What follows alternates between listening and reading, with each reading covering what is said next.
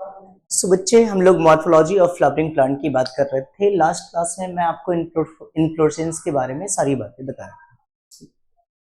Inflorescence करने का मतलब था arrangement of flower on the floral axis. बच्चे ये तो पढ़ लिए थे कि फ्लावर किस तरह से अरेंज होता है फ्लोरल एक्सिस पे। अब फ्लावर के स्ट्रक्चर की बात करते हैं कि फ्लावर का स्ट्रक्चर कैसा कुछ और क्या कुछ देखने को मिलता है। सबसे पहला टर्म बोला जाता है बच्चे, flower is a modified suit. Flower is a modified suit. अब यहाँ पे टर्म की बात आती है बच्चे, सूट लिखा गया, स्टेम नहीं लिखा गया। सूट सिस्टम कहने का मतलब मैं आपको बताया था, अगर प्लांट के सॉइल के अपर पार्ट की बात कर लीजिएगा, सॉइल के बाहर जितने भी पार्ट हैं सबको मिला के एक साथ आप क्या बोल लीजिएगा, सूट। चाहे वो ब्रांचेस हो, चाहे वो स्टेम हो, चाहे वो लिप्स हो, चाहे वो बर्ड्स हो, या आप एक्सिलरी वर्ड बोल लीजिए, ये सारे के सारे पोर्शन को एक साथ मिला के हम लोग बोलेंगे सूट। और वो प्लांट का वो पार्ट जो सॉइल के अंदर है ना, जैसे कि रूट सिस्टम की बात कर लीजिएगा, ये पूरा का पूरा पार्ट को आप बोल लीजिएगा रूट, और यहाँ पे स्टेम, फ्लावर, फ्रूट, ब्रांचेस सबको मिला के एक साथ हम लोग बोल दिए सूट। डन, ये सूट सिस्टम हो गया और यहाँ पे रूट सिस्टम हो गया। तो फ्लावर को बोला गया है modified shoot, not modified stem. तो यहां पे मैं लिख दे रहा हूं not stem, it is a modified shoot. ठीक है, where in the shoot apical meristem changes into the floral meristem. पूरा का पूरा कंप्लीट सूट एपिकल मेरिस्टेम किस में कन्वर्ट हो जाता है, फ्लोरल मेरिस्टेम। कहने का मतलब जिस स्ट्रक्चर पे फ्लावर का फॉर्मेशन होगा, that particular structure is called as what, floral meristem. Sir meristematic tissue कहने का मतलब क्या, वैसा टिश्यू जो लगातार डिवाइड करते रह रहा हो, ऐसे टिश्यू का नाम क्या दे दीजिएगा बेटा, ऐसे टिश्यू का नाम दीजिएगा मेरिस्टेम। देन तो ये बातें हो गई फ्लोरल मेरिस्टेम की। Internode do not elongate and axis get condensed. अब मैं आपको दिखाने की कोशिश करता हूं एक्चुअल में फ्लावर का फॉर्मेशन हुआ कैसे है। कैसे बोलते हैं कि मॉडिफाइड सूट है। मान लीजिए यहाँ पे आपको स्टेम सेक्शन दिख रहा है। देन अगर स्टेम की बात करूं मैं, तो स्टेम में क्या बोलेगा सर, स्टेम का कैरेक्टरिस्टिक फीचर होता है नोड और इंटरनोड का प्रेजेंस होना। यहां पे आपको 3 नोडल रीजन देखने को मिल रहा है। सर पहचानेंगे कैसे नोड है या इंटरनोड है बेटे, जहां से स्टेम ब्रांचेस निकल रहा होगा, स्टेम का वो पोर्शन जहां से ब्रांचेस निकल रहा होगा, लिप्स निकल रहा होगा, बर्ड्स निकल रहा होगा, फ्लावर निकल रहा होगा, फ्रूट निकल रहा होगा, उस पोर्शन का नाम क्या देंगे, स्टेम, सॉरी नोड। ये यहां से नोड पोर्शन, नोडल पोर्शन आपको देखने को मिल रहा था, ये यहां पे नोडल पोर्शन देखने को मिल रहा था। मैं बात कर रहा था स्टेम का वो पोर्शन जहां पे लिप्स निकल रहा है, या ब्रांचेस निकल रहे हैं, या एक्सिलरी वर्ड निकल रहे हैं, इन सारे पोर्शन को हम लोग क्या बोल देंगे, nodal region. So leaves, flower, branches, axillary bud all emerge from the node of the stem. अभी मैं समझने के लिए बस इतना बताएंगे आपको कि जितने भी नोड हैं सारे नोड पे एक एक यहां पे लिप्स लगे हुए। देन 2 नोड के बीच के गैप को, इस वाले पोर्शन को आप बोल लीजिएगा इंटरनोड। यहां पे ये वाला जो पोर्शन है, इस पोर्शन का नाम दीजिएगा internode. Then this portion is called as what, internode. Internode बोल दिए इसको। 2 नोडल पोर्शन के बीच के गैप को इंटरनोड बोले, सारे नोड पे लिप्स निकले हुए। अगले टर्म बताता हूं, जब मॉडिफिकेशन हो रहा होगा, सर मॉडिफिकेशन होगा ही क्यों, मॉडिफिकेशन के पीछे रीजन है सीजन का चेंज होना। सीजन कहने का मतलब जैसे particular temperature, particular humid condition, इसकी वजह से पर्टिकुलर हार्मोन्स का सिक्रीशन होता है। जैसे एक हार्मोन्स बोलते हैं फ्लोरिजेन, हाइपोथेटिकल हार्मोन है, आज तक इस हार्मोन का सिंथेसिस नहीं किया गया है, लेकिन ऐसा हम बोलते हैं कि फ्लावर को इंड्यूस करने के लिए एक पर्टिकुलर हार्मोन चाहिए, that hormone is called as florigen. तो जब फ्लोरिजेन हार्मोन आएगा तो फ्लावर का इंडक्शन होगा। तो फ्लोरिजेन आ जाने के बाद स्टेम से कैसे फ्लावर कन्वर्ट होता है, या सूट से कैसे फ्लोरल मेरिस्टेम कन्वर्ट होगा, इसकी बात कर रहा हूं। जब स्टेम को कन्वर्ट करना है, या सूट एपिकल मेरिस्टेम को फ्लोरल मेरिस्टेम में कन्वर्ट करना है, तो उस समय जो नोड होंगे वो सारे नोड पास आ जाएंगे। सर पास कैसे आ जाएंगे, अगर मैं इंटरनोड के साइज को रिड्यूस कर दूं, तो यहां पे डायग्राम में देखने की कोशिश करेंगे, अगर मैं सारे इंटरनोड के साइज को रिड्यूस कर दूं तो पहला नोड यहां पे दिख रहा है आपको, दूसरा नोड यहां पे दिख रहा है, तीसरा नोड यहां पे दिख रहा है और ये चौथा नोड यहां पे दिख रहा है। सारे नोड पास में आ गए क्या? अब देखिएगा, अगर सारे नोड पास में आ गए तो इसके लिप्स भी जो है वो भी क्या दिख रहे हैं? पास में। तो सबसे पहला स्टेटमेंट क्या आया? सबसे पहला स्टेटमेंट आया इंटरनोड गेट कंडेंस। इंटरनोड क्या हो गया? ये पास में आ गया, इंटरनोड का साइज घट गया और सारे नोडल रीजन पास में आ गया। इतनी सी बात समझ में। तो अब ये वाला जो कंडेंस स्ट्रक्चर आया ना, इस कंडेंस स्ट्रक्चर का नाम दे दिए थैलेमस। आप देखेंगे यहां पे इस वाले पार्ट का नाम दे दिए थैलेमस। फ्लावर का ये थैलेमस रीजन फॉर्म हो चुका है। सर थैलेमस को बोल सकते हैं ऐसा क्या? Thalamus is a modified stem. Yes obviously बोल सकते हैं। थैलेमस जो है किसका मॉडिफिकेशन है? स्टेम का। तो इस थैलेमस में 4 नोड देखने को मिल रहा था। ये पहला नोड देखने को मिला, यहां पे दूसरा नोड देखने को मिला, ये तीसरा नोड देखने को मिला और ये चौथा नोड देखने को मिला। 4 नोड देखने को मिला। सबसे पहले नोड पे जो लिप था, सबसे ऊपर वाले नोड पे, सबसे अपर नोड पे जो लिप्स था, ये लिप्स फ्लोरल अपेंडेजेस के रूप में मॉडिफाई हो जाता है।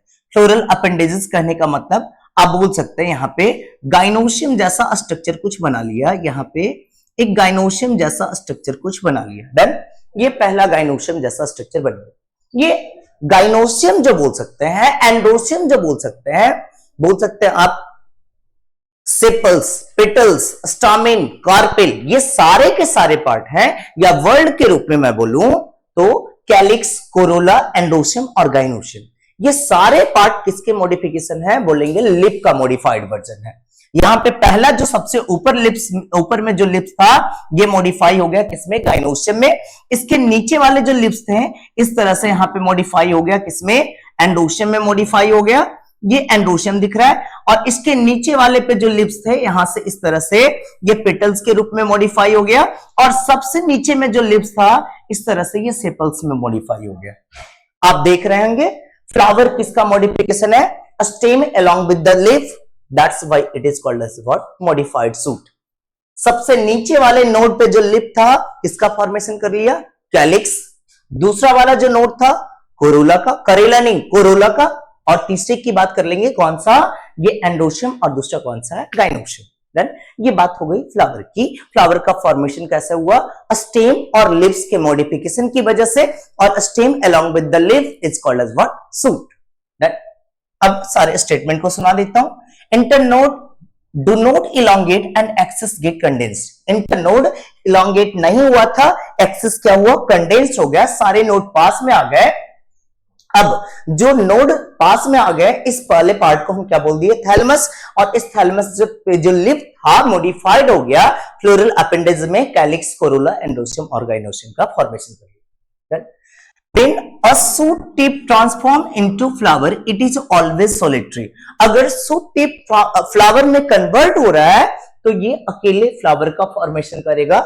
ये यहां पे आपको एनसीईआरटी का लाइन था, ये क्या बोले कि जब शूट टिप कन्वर्ट होता है फ्लावर में तो मात्र एक फ्लावर का फॉर्मेशन करेगा, ग्रुप ऑफ फ्लावर का फॉर्मेशन नहीं कर रहा है। अब फ्लावर में आपको 4 पार्ट बताए थे। कौन कौन सा पार्ट आया? सबसे पहले पार्ट की बात किए तो सबसे पहले नीचे में सबसे नीचे वाले वर्ल्ड का नाम दे दिए कैलिक्स। कैलिक्स को हम लोग रिप्रेजेंट करते हैं के से। इसके ऊपर वाले वर्ल्ड की बात कर लेते हैं। इसके ऊपर वाले वर्ल्ड को बोल लीजिएगा कोरोला। ऊपर वाले वर्ल्ड को बोल देते हैं कोरोला और इसको रिप्रेजेंट करते हैं सी से। थर्ड नंबर पे जो वर्ल्ड है, मैं बोल रहा हूं सर वर्ल्ड कहने का मतलब क्या है? जैसे मान लीजिए ये आपको दिख रहा है थैलेमस। इस थैलेमस के चारों साइड में लिप लगा हुआ है तो आप इसको बोलेंगे ना चक्र की तरह अरेंज है। That region is called as what? Whorl. अगर चारों साइड लिप लगा हुआ है तो आप इसको क्या बोलेंगे? वर्ल्ड। तो सबसे नीचे वाला जो वर्ल्ड है इसको क्या बोल दिए? कैलिक्स। इसके ऊपर वाले वर्ल्ड को बोल दिए कोरोला। और थर्ड नंबर पे जो वर्ल्ड आया उसका नाम दे दिए एंडोशियम। यहां पे हो गया ये एंडोशियम। और फोर्थ नंबर पे जो आ गया, इस सबसे ऊपर में जो वर्ड आ गया इसको बोल लीजिएगा गाइनोशियम। कैलिक्स को रिप्रेजेंट किए के से, कोरोला को रिप्रेजेंट किए सी से। इसके बाद फिर आ जाएगा एंडोशियम को रिप्रेजेंट किए ए से और गाइनोशियम को रिप्रेजेंट किए जी से। ठीक है।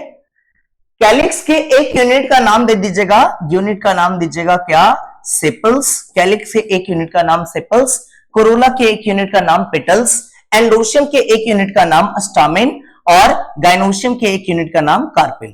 फिर से बोल रहा हूं, कैलिक्स का पहला यूनिट क्या कहलाया, सेपल्स, कोरोला का यूनिट पेटल्स, एंडोशियम का पहला यूनिट स्टामेन और गाइनोशियम का यूनिट कार्पेल। डन, इतनी सी बात हुई। अब फ्लावर को दो पार्ट में, दो तरह से डिवाइड किया जा सकता है। फ्लावर के पार्ट को भी बोल सकते हैं, दो पार्ट से, दो तरह से डिवाइड कर देते हैं। कुछ रिप्रोडक्शन में पार्टिसिपेट करेगा, कुछ रिप्रोडक्शन में पार्टिसिपेट नहीं करेगा। अगर रिप्रोडक्शन में पार्टिसिपेट नहीं कर रहा है तो ऐसे पार्ट को हम लोग बोल देते हैं एक्सेसरी वर्ड, या इसी को बोल देते हैं स्टेराइल वर्ड। आप यहां पे देख पाएंगे कौन कौन सा पार्ट रिप्रोडक्शन में पार्टिसिपेट नहीं करता है। तो कैलिक्स और कोरोला, या बोल लूं सेपल्स या पेटल्स, ये रिप्रोडक्शन में पार्टिसिपेट नहीं करता है। That's why they are called as what, accessory whorl और स्टेराइल वर्ड। अब एंडोशियम और गाइनोशियम की बात करते हैं तो ये दो रिप्रोडक्शन में पार्टिसिपेट करता है और इसीलिए इसका नाम क्या दे दीजिएगा, इसका नाम दे दीजिएगा इसेंशियल वर्ड, इसेंशियल वर्ल्ड बोल लीजिएगा, या इसी का नाम क्या दे दीजिएगा, रिप्रोडक्टिव वर्ल्ड नाम दे दीजिएगा।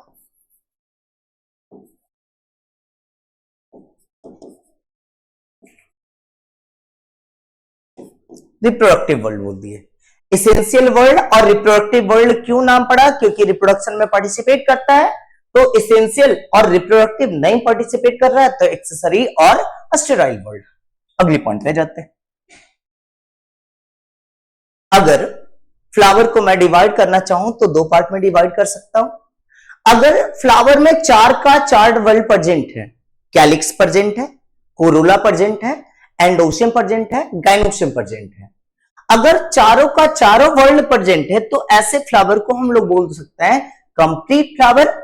और चार में से तीन ही वर्ल्ड प्रेजेंट है, either in the form of, पहला फॉर्म क्या हो सकता है, कैलिक्स, कोरोला, एंडोशियम, एक फॉर्मेट हो गया। दूसरे फ्लावर में देखने को मिल सकता है कैलिक्स, कोरोला और गाइनोशियम। सर कैलिक्स और कोरोला का होना कंपलसरी है क्या, जी हां, कैलिक्स और कोरोला का होना कंपलसरी है और बाकी दो पार्ट जो बच गए एंडोशियम और गाइनोशियम में से कोई एक पार्ट देखने को मिलेगा। तो कंप्लीट फ्लावर कहने का मतलब क्या था, if all four whorl are present in the flower, सारे के सारे वर्ल्ड प्रेजेंट है, कैलिक्स भी प्रेजेंट है, कोरोला भी प्रेजेंट है, एंडोशियम भी प्रेजेंट है, गाइनोशियम भी प्रेजेंट है, सारे के सारे वर्ल्ड प्रेजेंट है तो इसको बोल लीजिएगा कंप्लीट फ्लावर। और अगर चारों के चारों वर्ल्ड में से एक वर्ल्ड अब्सेंट हो गया, सर सेपल्स कभी अब्सेंट हो सकता है या पेटल्स कभी अब्सेंट हो सकता है, जी नहीं बच्चे, ये दोनों का रहना कंपलसरी है। तो सर इसको बोलना चाहिए इसेंशियल वर्ड। रिप्रोडक्शन में पार्टिसिपेट नहीं करता इसलिए इसेंशियल वर्ड नहीं बोल रहे थे। इसेंशियलिटी का क्राइटेरिया कुछ और था, प्रेजेंस और अब्सेंस के बेसिस पे इसेंशियल नहीं बोल रहे, है ना। अगर चारों का चारों वर्ल्ड नहीं प्रेजेंट है तो आप क्या बोल लीजिएगा, incomplete flower, any floral whorl is absent. कौन सा फ्लोरल वर्ल्ड, जैसे आप बोल लीजिएगा या तो एंडोशियम अब्सेंट है या तो गाइनोशियम अब्सेंट है। अगर चार का चार वर्ल्ड प्रेजेंट है तो आप इसको क्या बोल लीजिएगा, बाइसेक्सुअल फ्लावर, है ना, क्या बोले, बाइसेक्सुअल फ्लावर। अगर चारों का चारों वर्ल्ड प्रेजेंट है तो आप बोल लीजिएगा बाइसेक्सुअल फ्लावर। बाइसेक्सुअल फ्लावर कहने का मतलब क्या हुआ, कंप्लीट फ्लावर, इसको मैं बोल सकता हूं।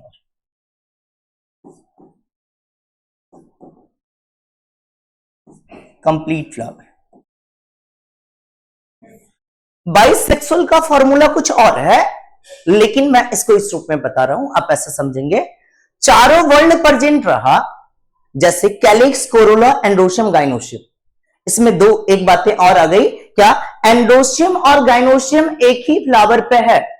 अगर एंडोशियम और गाइनोशियम एक ही फ्लावर पे है तो इसके लिए टर्म यूज करते हैं बाइसेक्सुअल। तो देखेंगे कि बाइसेक्सुअल फ्लावर में चारों का चारों वर्ल्ड देखने को मिलेगा, तो जो बाइसेक्सुअल फ्लावर है उसको दूसरे फॉर्मेट में हम लोग क्या बोल सकते हैं, कंप्लीट फ्लावर।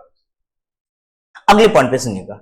अब मान लीजिएगा कि चारों का चारों वर्ल्ड नहीं है, तीन ही वर्ल्ड है, कैलिक्स, कोरोला, एंडोशियम एक फ्लावर में हो गया, कैलिक्स, कोरोला, गाइनोशियम दूसरे फ्लावर में हो गया, तो वैसे फ्लावर को आप क्या बोल लीजिएगा, यूनिसेक्सुअल फ्लावर। अच्छा, चारों वर्ड नहीं है तो मैं परफेक्ट बोलूं या इम्परफेक्ट बोलूं? तो बोलेंगे सर इसको तो इम्परफेक्ट बोलना पड़ेगा, तो जो कंप्लीट फ्लावर है उसको क्या बोलना पड़ेगा? परफेक्ट फ्लावर बोलना पड़ेगा। कोई बात नहीं, अगले पॉइंट पे जाते हैं। अगर आपको दिख रहा है, क्या क्या दिख रहा है फ्लावर में? कैलिक्स, कोरोला, एंडोशम दिख रहा है, ठीक है। क्या क्या पार्ट दिखा यहां पे? बोल लीजिएगा, कैलिक्स देखने को मिला, इसके अलावा बोल लीजिएगा कोरोला देखने को मिला, इसके अलावा बोल लीजिएगा एंडोशम देखने को मिला। गाइनोशियम यहां पे देखने को नहीं मिल रहा है, कैलिक्स, कोरोला, एंडोशम देखने को मिल रहा है, ठीक है। तो ऐसे फ्लावर को हम लोग बोल देते हैं अस्टामिनेट फ्लावर, और कैलिक्स दिख रहा है, कोरोला दिख रहा है और गाइनोशियम दिख रहा है, एंडोशम यहां पे अब्सेंट है, गाइनोशियम दिख रहा है, कैलिक्स, कोरोला और गाइनोशियम दिख रहा है। तो ऐसे फ्लावर को क्या बोल लीजिएगा? Pistillate flower. अच्छा, ये दोनों में मात्र एक ही रिप्रोडक्टिव स्ट्रक्चर दिखा ना, तो मैं इसको क्या बोलूं? यूनिसेक्सुअल फ्लावर बोलूं या बाइसेक्सुअल फ्लावर बोलूं? तो आप बोलेंगे सर इसको तो यूनिसेक्सुअल फ्लावर। अरे एक सेक्स है इसलिए क्या बोल दिए? यूनिसेक्सुअल। दोनों सेक्सुअल रिप्रोडक्टिव स्ट्रक्चर है तो क्या बोल लीजिएगा? बाइसेक्सुअल।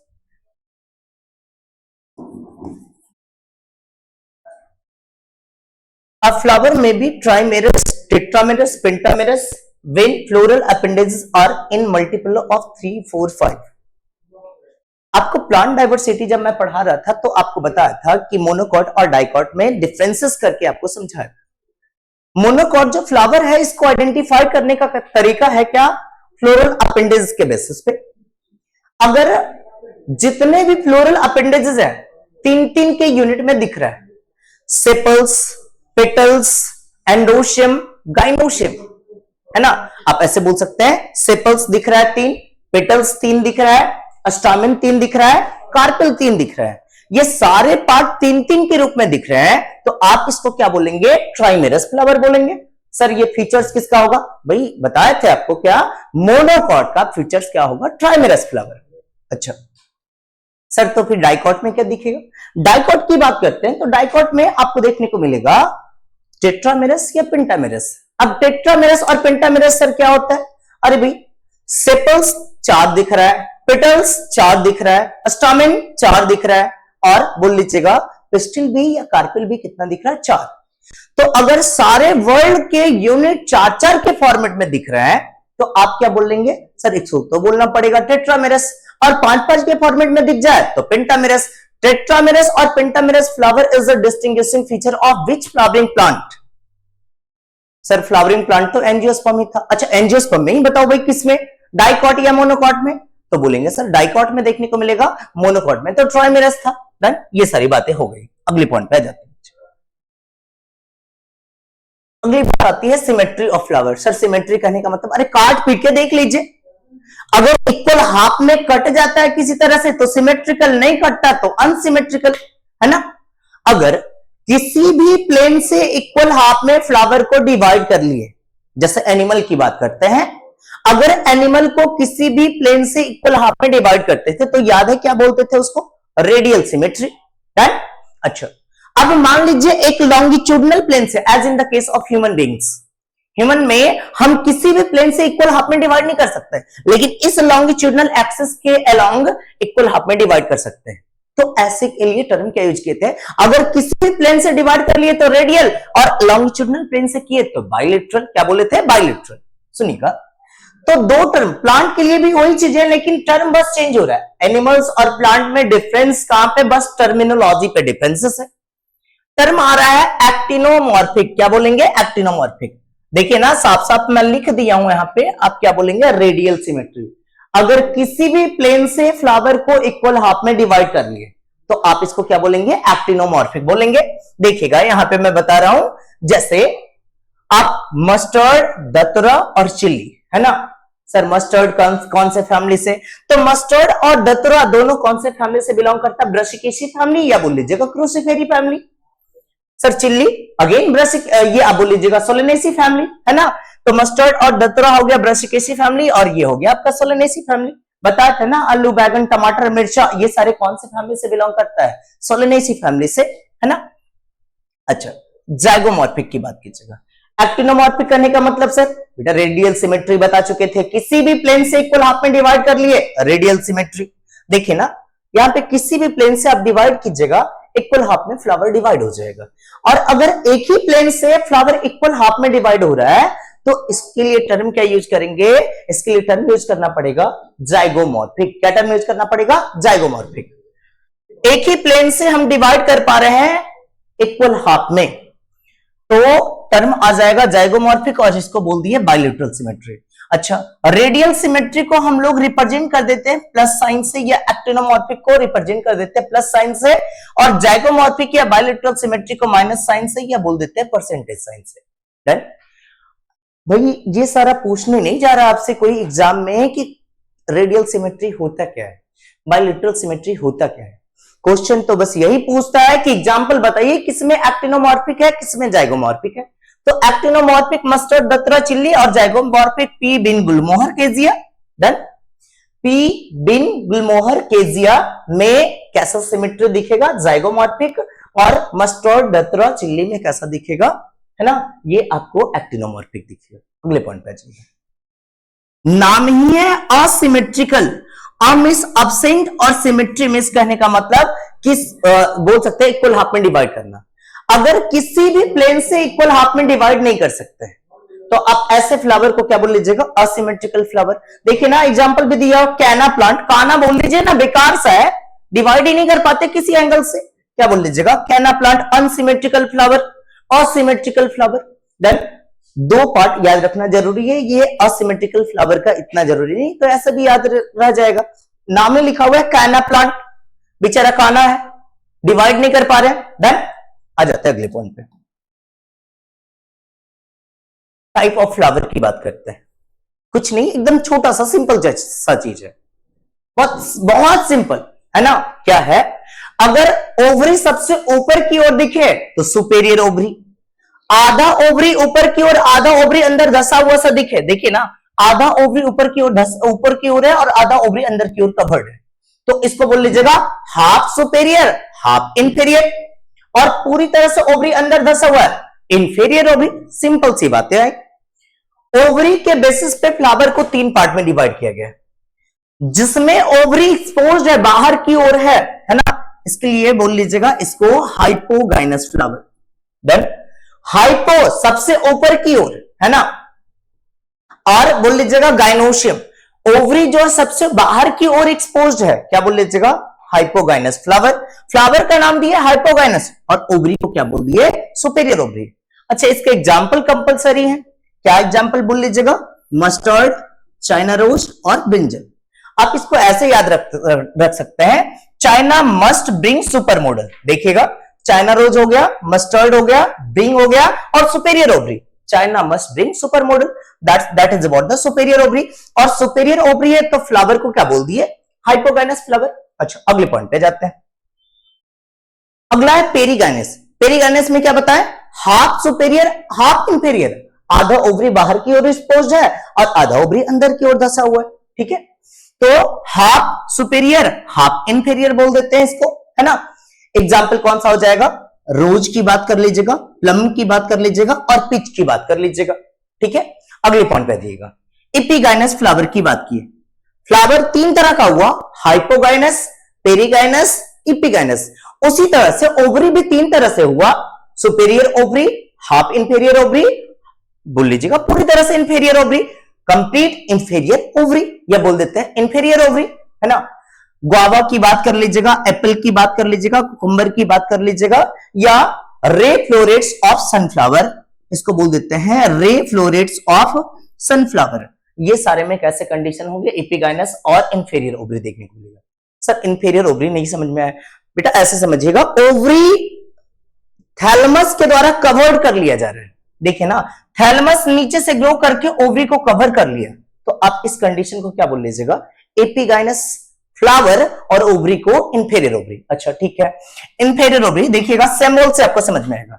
गाइनोशियम कहां है, ऊपर में, जी के नीचे रो दिखा दिए, गाइनोशियम बीच में है इसलिए जी के बीच में एक रो दिखा दिए। अब गाइनोशियम नीचे है तो जी को नीचे कर दिए रो से। डन, रिप्रेजेंटेशन भी करने के लिए आ गया, एपिगाइनस, पेरीगाइनस और हाइपोगाइनस, तीनों तरह के एग्जाम्पल जरूरी है याद करना। फिर से बोल रहा हूं, चाइना रोज, मस्टर्ड, ब्रिंजल बोल लीजिएगा hypogynous flower, rose, plum, peach perigynous, guava, apple, cucumber and ray florets of sunflower क्या बोल लीजिएगा एपिगाइनस फ्लावर। फ्लावर की बात कर रहे थे, जैसे लिप के बारे में आपको बता रहे थे, लिप के बेसल पोर्शन पे, लिप के बेसल पोर्शन पे, पिट्यूल के बेस पे अगर लिपलेट लाइक का स्ट्रक्चर आ जाता है तो इसको क्या नाम दिए थे, ब्रैक्ट। क्या नाम दिए थे, सॉरी, अगर लिप के बेस पे है ना, लिप के बेस पे है, यहां पे देखिएगा ये आपको इस तरह से लिप के बेस पे था, लिप के पिट्यूल के बेस पे, ये अगर यहां पे लिप के बेस पे था इस तरह का स्ट्रक्चर तो इसका नाम दिए थे स्टिप्यूल्स, याद होगा कुछ। और अगर फ्लावर के बेस पे आ गया तो हम इसको क्या बोल देंगे, ब्रैक्ट। फिर से टर्म को, दोनों टर्म में कंफ्यूजन नहीं होना चाहिए। पिट्यूल के बेस पे, लिप के पिट्यूल के बेस पे एक लिपलेट लाइक का स्ट्रक्चर है तो उसको बोल देते हैं स्टिप्यूल्स। अगर स्टिप्यूल्स प्रेजेंट है तो स्टिपुलेट लिप्स, एब्सेंट है तो एक्सस्टिपुलेट। अगर आ जाते हैं ब्रैक्ट की बात करते हैं, फ्लावर के पेडिसिल पे है ना, फ्लावर के पेडिसिल पे एक छोटा सा लिफलेट लाइक स्ट्रक्चर है तो आप इसको क्या बोल लीजिएगा, ब्रैक्ट। लेकिन अगर यही ब्रैक्ट बेस पे ना जाके पिट्यूल पे प्रेजेंट रहे तो आप इसको बोल लीजिएगा ब्रैक्टियोल्स। सो ब्रैक्ट की बात करते हैं, radius leaf found at the base of pedicel of the flower, whorl of bract called as involucrum. Bract of flower is called as what, जो वर्ल्ड होता है यहां पे इस तरह से देखिएगा, ये पहला इस तरह से आपको ब्रैक्ट दिख रहा है, ये दूसरा ब्रैक्ट दिख रहा है, ये तीसरा ब्रैक्ट दिख रहा है, ये पूरा का पूरा वर्ल्ड के रूप में, चक्र के रूप में प्रेजेंट है तो इसको क्या बोल लीजिएगा, इन्वॉल्क्री। ठीक है, ब्रैक्टियोल्स की बात करते हैं, जैसे ये फ्लावर के पेडिसिल के बेस पे था तो इसका नाम दे रहे थे ब्रैक्ट। और अगर ये पेडिसिल के बेस पे ना हो के पेडिसिल पे देखने को मिले तो आप इसको बोल लीजिएगा bracteoles. Lip like structure present on the pedicel, base पे नहीं है, बेस से थोड़ा ऊपर चला गया तो आप इसको क्या बोल लीजिएगा, ब्रैक्टियोल्स बोल लीजिएगा। अगर फ्लावर में ब्रैक्ट प्रेजेंट है तो इसको क्या बोल लीजिएगा, ब्रैक्टिएट फ्लावर। और अगर फ्लावर में ब्रैक्ट नहीं है तो इसको बोल लीजिएगा ई ब्रैक्टिएट फ्लावर। ब्रैक्टिएट फ्लावर को रिप्रेजेंट करते हैं BR से और ई ब्रैक्टिएट फ्लावर को रिप्रेजेंट करते हैं EBR से। अब टाइप ऑफ ब्रैक्ट की बात कर लीजिएगा, स्पैक टाइप ऑफ ब्रैक्ट देखने को मिलेगा मेज में और ग्लिम टाइप ऑफ ब्रैक्ट देखने को मिलेगा वीट में। ब्रैक्ट कभी कभी पिट्यूल की तरह मॉडिफाई हो जाता है। सर पिट्यूल की तरह मॉडिफाई हो जाने का मतलब क्या, ब्रैक्ट कभी कभी इनलार्ज हो जाता है, कलरफुल हो जाता है, जो पेटल्स की तरह काम करना शुरू कर लेता है तो ऐसे को हम लोग क्या बोल देते हैं, पेटिलॉइड ब्रैक्ट। और किस में देखने को मिलता है, बोगनविलिया में देखने को मिलता है। अगले पॉइंट पे जाइएगा, फ्लावर के सबसे लोअर मोस्ट वर्ल्ड पे जो लिप का मॉडिफिकेशन था, इस मॉडिफिकेशन की बात करते हैं तो इस मॉडिफिकेशन वाले पार्ट को हम नाम दे रहे थे कैलिक्स। तो calyx unit is called as what, sepals. Calyx के एक यूनिट को क्या नाम दीजिएगा, सेपल्स। और सेपल्स के वर्ल्ड को क्या बोल लीजिएगा, calyx. Provide protection to the floral bud. अच्छा, रोज का फ्लावर देखे होंगे या चाइना रोज का देखे होंगे फ्लावर, जब ये बर्ड स्टेज में रहता है तो ग्रीन कलर से कवर्ड रहता है क्या, तो बर्ड स्टेज में इसको प्रोटेक्ट करने का काम कौन करता है, कैलिक्स। अगले पॉइंट पे सुनिए, अगर सेपल्स कई सारे हैं और सारे सेपल्स एक दूसरे से फ्यूज हो चुके हैं, है ना, फ्यूज हो चुके हैं तो इसको बोल लीजिएगा गेमोसेपलस, है ना, फ्यूज होके यूनाइट हो चुका है सारा का सारा सेपल्स, इसको बोल लीजिएगा गेमोसेपलस। और अगर सारे के सारे सेपल्स आपस में फ्री है, फ्यूज नहीं है एक दूसरे से, इसको बोल लीजिएगा पॉलीसेपलस। पॉलीसेपलस करने का मतलब if all sepals are free not united together. अरे भाई सिंपल सा चीज है, कुछ नहीं है खास। बोले कई सारे सेपल्स यूनाइटेड नहीं है तो एक से ज्यादा सेपल्स दिखेगा, बोल लीजिएगा पॉलीसेपलस। मेनी सेपल्स ना बोल के एक अलग से टर्म दे दिए, पॉली एक से ज्यादा, सेपल्स फ्री है सारे सेपल्स, और अगर सब फ्यूज हो गया तो बोल देंगे गेमोसेपलस। डन। तो ये वाला कंडीशन आपको गेमोसेपलस और ये पॉलीसेपलस। अच्छा, सेपल्स को कैलिक्स को रिप्रेजेंट किससे कर रहे थे, के से, और बोल लीजिएगा यहां पे भी के से ही रिप्रेजेंट किए। लेकिन अगर फ्री है तो अंडर ब्रैकेट एन नहीं लिखे, और अगर फ्यूज है तो अंडर ब्रैकेट एन। छोड़िए, आप एग्जांपल के तौर पे समझिए। जैसे हमारे पास 5 सेपल्स था और ये पांचों फ्री है, तो आप क्या लिख लीजिएगा, K5। और अगर 5 सेपल्स है हमारे पास और ये पांचों फ्यूज है, तो K अंडर 5। अगर 3 सेपल्स है और तीनों फ्री है, तो K3 लिख लीजिएगा, और अगर तीनों फ्यूज है तो K3 अंडर ब्रैकेट लिख लीजिएगा। डन बच्चे। तो ये बात आई समझ में आपको, किसके बारे में, कैलिक्स के बारे में। एक दो चीजें और पॉइंट में, ये सारे पार्ट अब नहीं पढ़ने होते हैं, बस एक तौर पे आपके कुछ क्वेश्चन मिल जाएंगे बुक में, उस क्वेश्चन को सॉल्व करने के लिए बस ऐड कर दिया। ठीक। Pappus. Pappus is a modified calyx of fruit dispersal in family Compositae. Family Compositae में फ्रूट को सीड को डिस्पर्स करने के लिए एक फाइन थ्रेड लाइक स्ट्रक्चर होता है, और इसी का नाम क्या देते हैं हम लोग, पैपस। मिसेंडा में जो एडवर्टाइजिंग फ्लावर है, मिसेंडा प्लांट बड़ा छोटा सा फ्लावर रखता है, और इस फ्लावर में बर्ड्स के द्वारा पॉलिनेशन होता है। तो छोटा सा फ्लावर है, बर्ड्स को दिख नहीं पाता, इसलिए फ्लावर कुछ सेपल्स मॉडिफाई होके इनलार्ज हो जाते हैं, और इनलार्ज होके क्या करता है, लग रहा है जैसे झंडे दिखाए जा रहे हैं, किसके लिए, पॉलिनेशन के लिए, और इसी की वजह से इसको क्या बोल देते हैं, एडवर्टाइजिंग फ्लैग। तो एडवर्टाइजिंग फ्लैग किसमें देखने को मिलता है, मिसेंडा प्लांट में। अच्छा, ट्रापा की बात कीजिएगा, तो ट्रापा के केस में क्या होता है कि कुछ जो कैलिक्स है, कैलिक्स एक फाइन थॉर्न की तरह मॉडिफाई हो जाता है ना, बोल लीजिएगा स्पाइन्स की तरह मॉडिफाई हो जाता है। Spiny calyx is found in Trapa for protection. किसके लिए है, ये प्रोटेक्शन के लिए, ताकि एनिमल्स इस पे अटैक ना कर सके। अगली पॉइंट पे चलिए, कोरोला की बात की है। कोरोला को रिप्रेजेंट किससे कीजिएगा, सी से। पहला कंडीशन है पॉलीपेटलस कंडीशन। अच्छा, कोरोला के एक यूनिट का नाम क्या दिए थे, पेटल्स। क्या नाम दिए थे, पेटल्स। डन, ये नाम दे दिए इसका, पेटल्स। पॉलीपेटलस कंडीशन, पेटल्स क्या होगा, फ्री होगा, सारे पेटल्स आपस में क्या होंगे, फ्री होंगे। ठीक है। अब अगर सारे के सारे पेटल्स फ्री हैं, तो अरेंजमेंट इसका अलग अलग देखने को मिल सकता है।